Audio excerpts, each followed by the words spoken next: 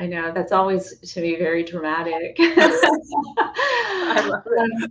I know, I know. I kind of have fun with it. All right. Hi, everyone. Welcome, welcome to another episode of The Other Side of the Studio, where we talk about real life outside of those studio doors, outside of the gym, outside of the medical office. This is real life topics. And I can tell you today, my guest, who I'm so honored and grateful to have here. I'm already getting teary eyed thinking about it. We were just having this conversation and I'm highly emotional.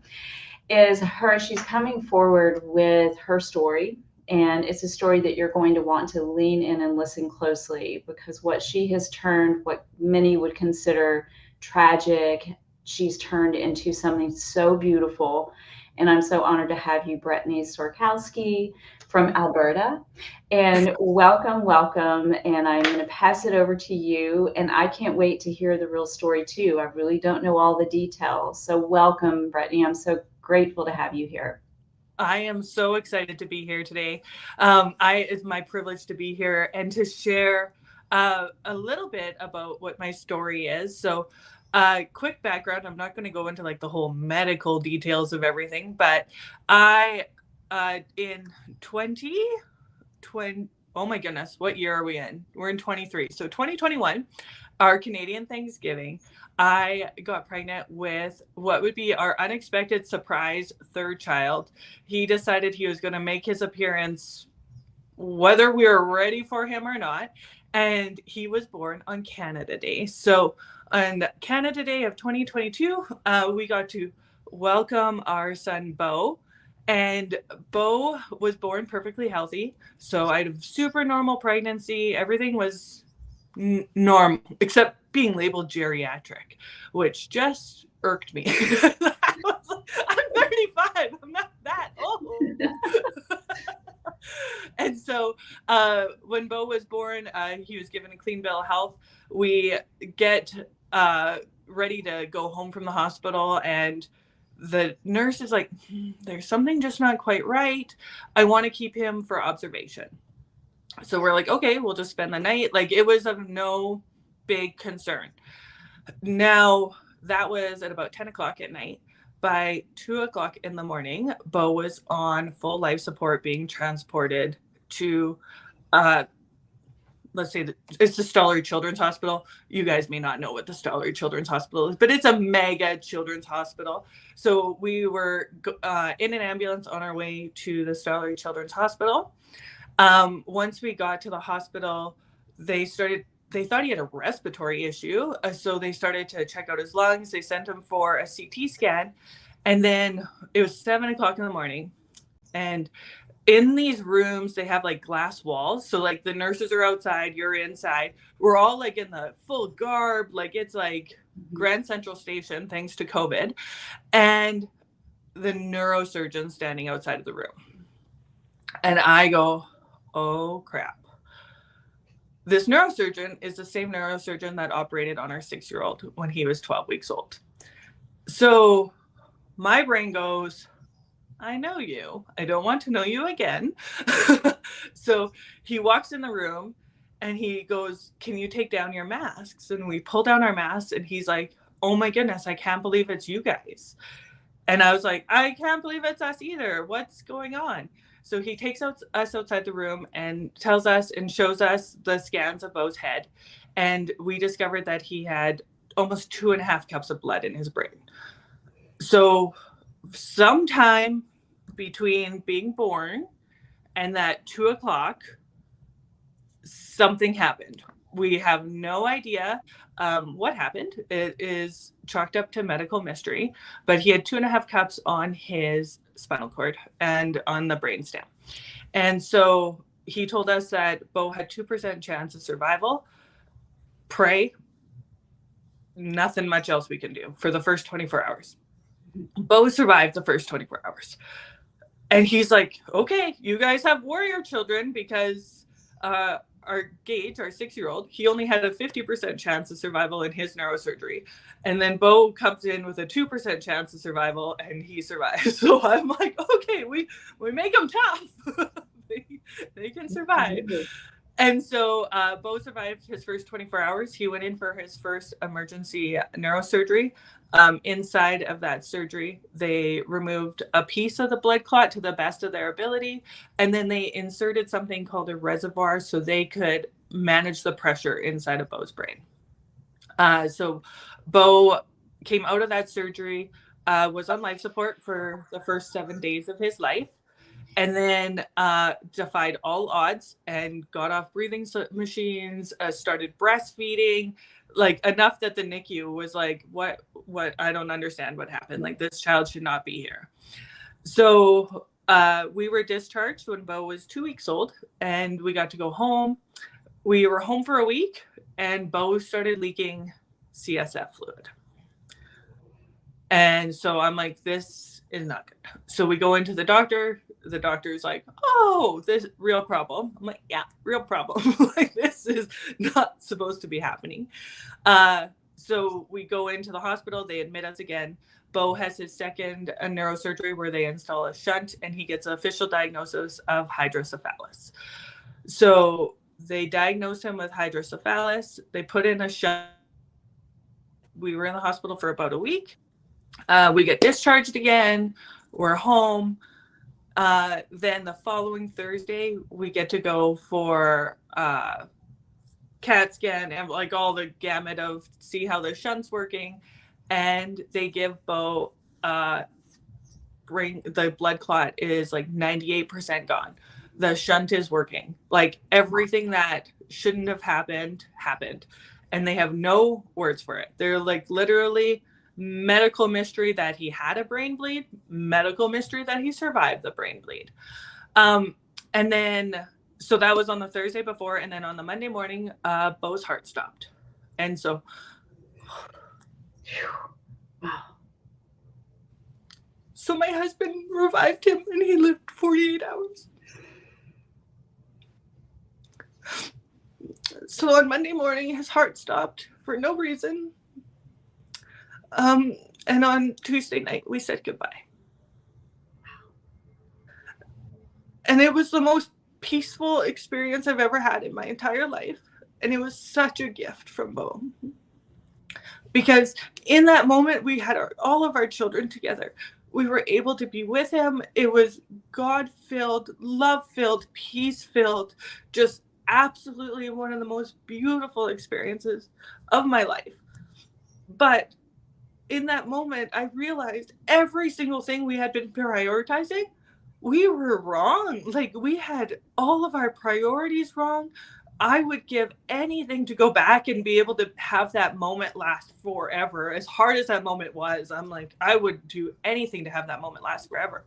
But it was also a moment where I realized that's what love is.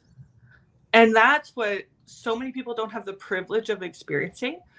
And I'll never forget, we had a nurse named MJ and Michelle. And I'm 6 feet tall, and Michelle's probably like 4'11". And she's like, can I give you a hug? I'm like, you're the same size as my 12-year-old. Like, but they were so kind and so compassionate. And that moment really was the moment where, like, my life will never be the same from that moment forward.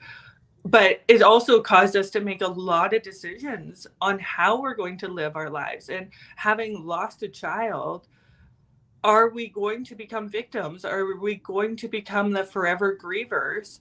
Or are we going to take this, like, to me, a baby's life is joy. Like, he committed no sin. He had nothing that didn't welcome him into a beautiful space. And so I look at it going like, he was a baby, and his life's not going to represent the sadness. He was a warrior. He survived more than most people survive in their whole lives in his 5 weeks. He was loved. He felt safe. I was like, that's what I want people to experience in their own lives. And so my husband and I made a commitment that Bo's life is not going to be one of sadness and more permanent mourning, but it's going to be one that reminds people that it's joy. And I love my little guy Gage. He just said, he's like, Bo's light was too bright for his body. And I feel like he just summed it up so perfectly.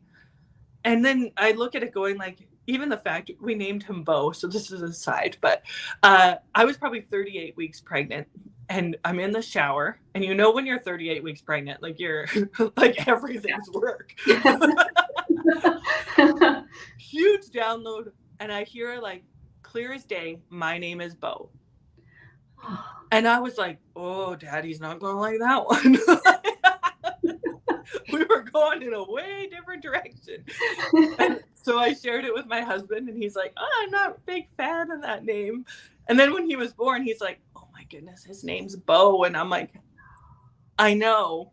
I was supposed to tell you that, and I'm glad you got that for yourself. But then it was about 6 weeks after he passed away, and Gage comes to me, and he's got like this giant red bow, you know, like you put on top of presents, like Christmas presents. Yeah. And he hands it to me. He goes, Mom, look, we always have a bow on our present. Oh, gosh, I love him. Yeah. Oh. And I'm like, man, that is how I'm going to live my life. We have a bow on our present. And I'm not going to live in the future in anxiety. And I'm not going to live in the past in sadness and in grief. I'm going to live in the present. And I have the privilege of being a mom to 3 amazing children. And that is, it's even more of a privilege to be an earth mom and an angel mom. Like, that's not a privilege that's given to a lot of humans. And so I look at it as a huge privilege. So that's the story of my sweet Bo and how we're here today. Thank you. Thank you for sharing that amazing story. And we had a conversation last week, and you shared something that has still, stayed with me, that was powerful. And there were the 2 statements that really changed your whole thinking around Bo and the loss of him. Do you mind sharing that? Because I just found that. Can you share it? Because you got to remind me. I'm going to have to remind you. You shared that there were 2 statements that changed you, and there was a book, I believe, or something that the book Shattered. Shattered, yeah. Yes. So Shattered, Surviving Child Loss. If anybody is going through child loss or has gone through child loss, I highly recommend the book Shattered. One of the biggest statements for me was actually the doctor who was Bo's pediatrician shared with me that losing a child is a life sentence, and you get to choose your life sentence. So one is you are going to live chronically in pain. And the other is you get to live chronically in pain and blessing others. And he's like, you have a life sentence. There's no way about it. And now you get to choose what you're going to do with it. And I just remember sitting in his office, and his office has full of pictures of all the children that have passed away that he's ever looked after. So we're sitting in this office with all of these faces looking at us, and he's sharing these words with me. And I'm just like, man, like this is something that we will forever be a parent of a child that we've lost, but we get to choose what we're going to do with that. And for me, I want it to be to help others. And whether or not that's understanding you can overcome huge obstacles. On our fridge, it says you survived 100% of your worst days. Mm-hmm. And we have. And so have you. Everybody survived 100% of their worst days. And so taking these nuggets and rolling forward with them really allows me, to pay unbelievable tribute to Bo, but also to be able to share with others that it may feel like really, really hard right now, but hard doesn't mean bad. Yeah. Yeah. And that's something that we have to remember. Yeah. Yeah. That is so beautiful, and it's so true. And I know that we've had conversations around, other ways that we experience loss, and we so often discount it, or we ignore it, or we avoid it for the sake that it is painful, or even having conversations around something considered tragic. And I'm sure you've experienced it where someone's going, oh, I don't know what to say here. I don't know. I'm uncomfortable. This makes me really and we've all experienced that on some, level.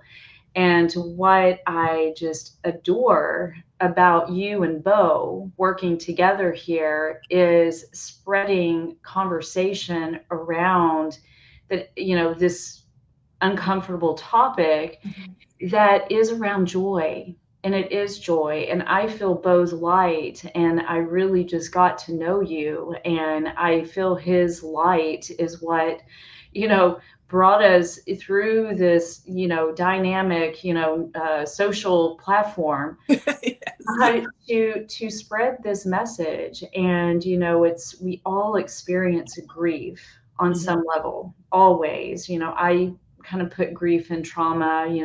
We all have trauma in our life. Mhm. Is and many of us choose to ignore it or turn our backs to it, where bringing it forward is one of the healthiest things that you can do. Feeling the tears, experiencing the tears. Thank you for being vulnerable and sharing that story and showing real life. And that's what, we are here to bring real life to all of you listening. So I just am grateful, so grateful. And you have two other children. Mhm. And you were just sharing what's behind you. So I'll let you, because that Oh, made me tear up again. But I'll let you share what is behind you in the corner. You'll have to point it out. I I'll know. have to point it out. It's hiding, and I moved my camera by accident. So these right here, this is Bo's little memorial that we have. So we have Bo's picture, and then we have his handprints, his footprints. What else did the hospital did such an exceptional job? So they gave us all of these things to treasure those final 24 hours we had with him.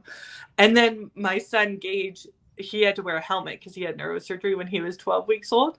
And so these are his helmets. And so he leaves little gifts for Bo at his little memorial thing. So here he brought him his helmets, and then downstairs he took him his little shoes I saw the other day. And I think it's beautiful to allow the process of letting go to happen organically for each human, and it's going to look different. Like, my husband doesn't grieve the same way I grieve. My son doesn't grieve the same way as my daughter. And so often siblings are the forgotten grievers. But I also think of like your statement of we all grieve in some way. And my grandma said it to me best. She goes, the only thing you can guarantee you're going to get better at as you age is grieving. Mhm. Like, we're going to experience more of it. It's just fact. And like, Yeah. grandma's 83. Like, she's been around the block. She knows what she's talking about. Yeah. But I look at the fact that like we went through an exceptional season of grief and are going through a season of grief, but the skill sets that we've learned really apply to all loss. It applies to job loss. It applies to marriage loss. It applies to um, losing a home, we go through these seasons and nobody talks about the ugly stuff. And it's not even ugly. Like, I view it as like gardens from graves. Like, it's a beautiful experience to go through. And when people lose something, that means there's room for something new to come in. And that isn't a negative. And that's something like for us, I would give anything to have a baby here. But I also am not going to sit here and dwell that I don't have a baby here. I'm going to take his message and carry it forward. And that's something like you can do that with all of your areas of your life. But we have to get rid of the shame, the blame, the guilt, the um that low vibration stuff that just happens. And I'm like, man, we all have shame, we all have blame, we all have negative self-talk. Those are all things we all deal with. So if we can just start opening these conversations, and if Bo's story helps somebody realize like you survive 100% of your worst days, that is an amazing gift to give somebody today.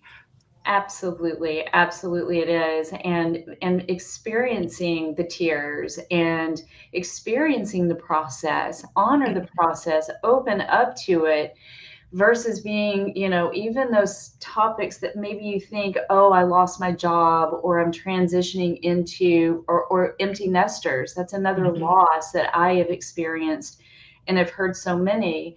Is like, but grieve over it, experience that, and give it the time it needs, versus saying, well, put on your big girl pants and just suck it up.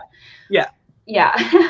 Suppressing it is only going to make it worse, as in anything. Mhm. So coming forward and having conversations about it, and being open and being vulnerable, as we know in almost anything, helps us process through any difficult situation.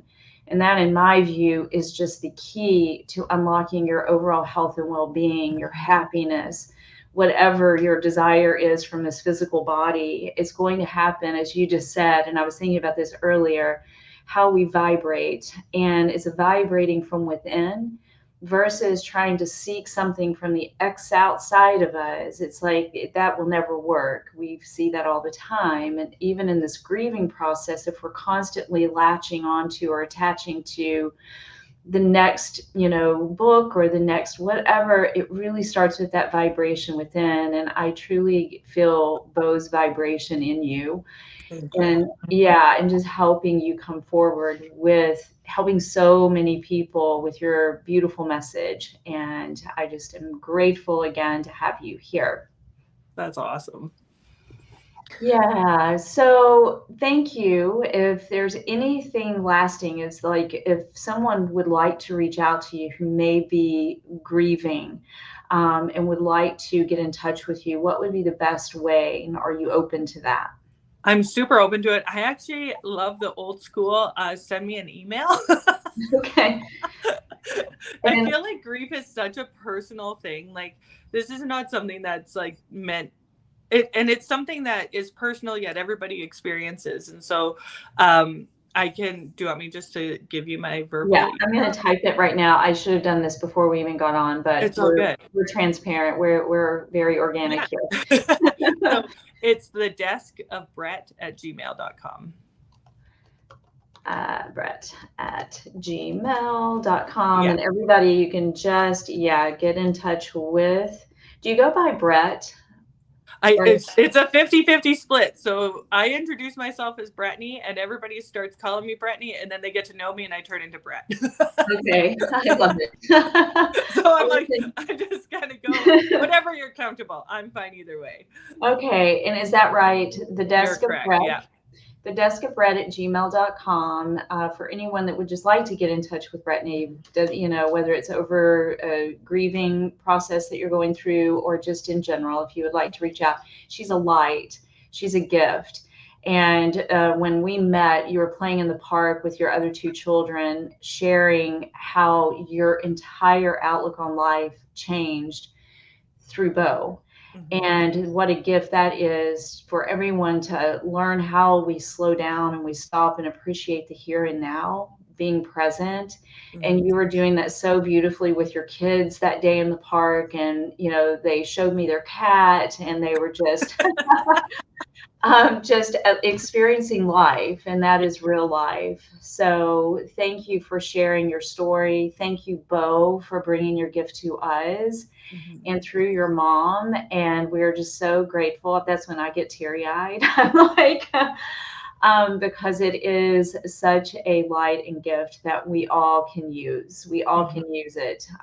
So And the if we, world needs it. Like, the world's hurting right now. Like, that's one thing I look at, like, through COVID and what we've all been through in the last 3 years. yeah. Everybody has been affected, no matter how you want to cut the cookie. And so just that little bit of light, that 1%, that extra in your world today is a privilege to be able to share with you. Yeah, no, it is. And I appreciate you. I look forward to continued conversations with you and sharing this light, sharing this message. And I just, again, thank you so much. Everybody get in touch with Brettany. She's amazing. Thank you so much. Thank you. Bye.